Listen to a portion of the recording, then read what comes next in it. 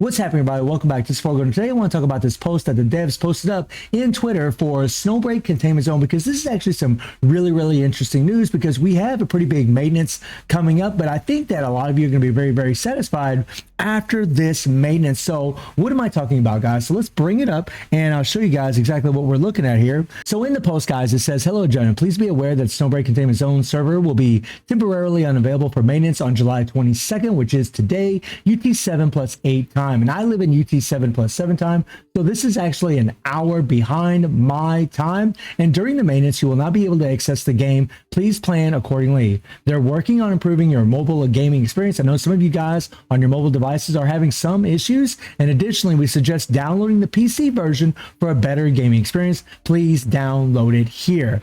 Thank you for the continuous support, Janet. Your support is our greatest motivation. Now, this is something that I really like about this dev team, is that they're really on the ball with all the bugs, the mistakes in the game. They have been on it tremendously, guys, and they're also going to be compensating us quite well for this, and they've actually done something really awesome, as we'll read on even further. So estimated maintenance time is going to last for about 1 hour, 3 p.m. to 4 p.m. For me, this is going to be 2 to 3 p.m. Today. And then maintenance compensation and issue time. So compensation operator recruitment shit by 10, which is awesome, guys. That's a full multi fiber accent by 10.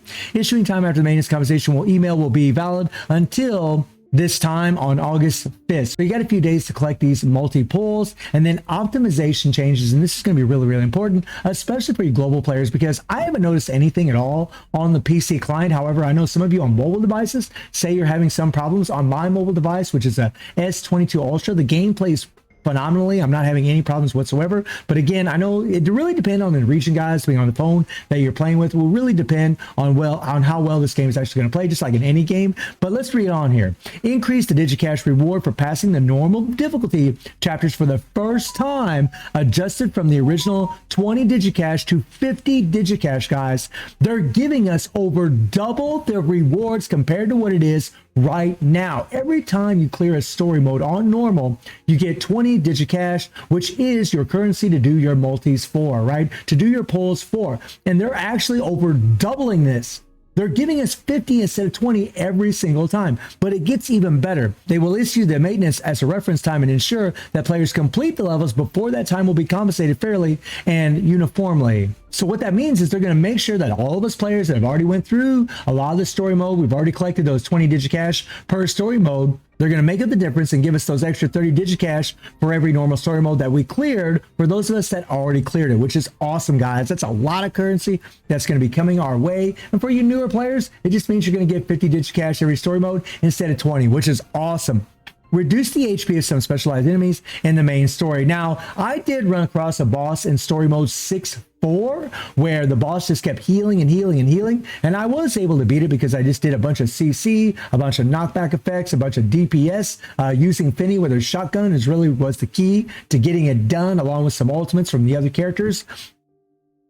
But it wasn't exactly super easy to do, and I'm really glad to see that they are and I am really glad to see that they are changing, because I don't think that was intended as it should be. I think it was way more difficult than it really should have been. That boss honestly felt a lot harder than actual bosses in the game, at least in my humble opinion. So I'm really happy to see this change.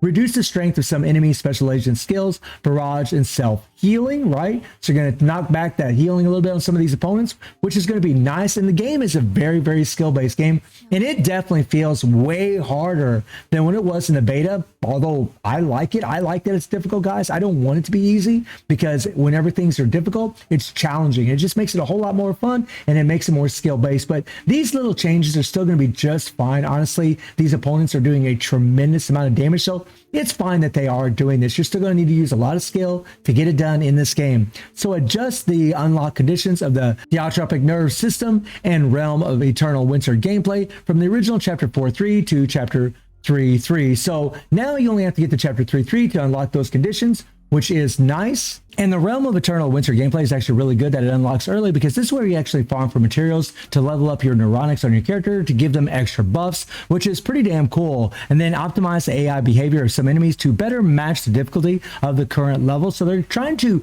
balance out the AI system. Maybe it's a little too smart in some areas, because I mean, they really are pretty slick guys. They'll get behind you, they will, you know, stand over top of you, and there is honestly it's way more difficult than what it was before. So they're just trying to balance it out to where it's on a more level playing field as far as the level. I mean, obviously, if it's on a higher level in the story mode, then it should be more difficult. If you're facing a boss, it should be more difficult. But if you're on the lower levels, it shouldn't be as difficult. It shouldn't be as difficult because you're on a lower level. And then we have increased the speed of shooting absorption on mobile devices in non-aiming situations. And that's going to be really good for you mobile players. Optimize the translation of some text, help us understand what's going on, and then improve the graphic quality of the graphics setting too, which is a nice little quality of life change. And then we have fixed a problem that due to some level anomalies, the player's behavior was locked and they could only fire, move, and use some character support skills. Fix a problem that count a Vanguard pass, limited task, own a total of 6 logistic officers plus 6 is wrong. So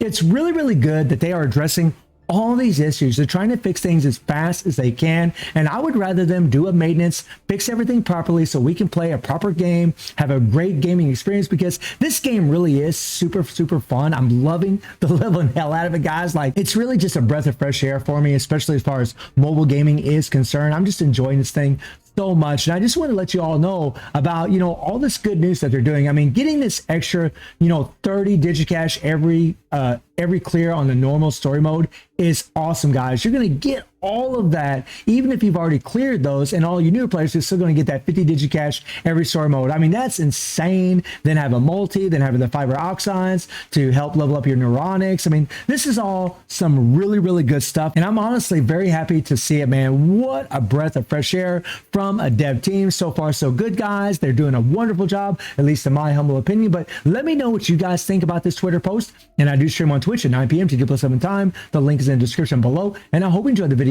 Thank you for watching. Y'all take care and have a good one. See everybody. Take care.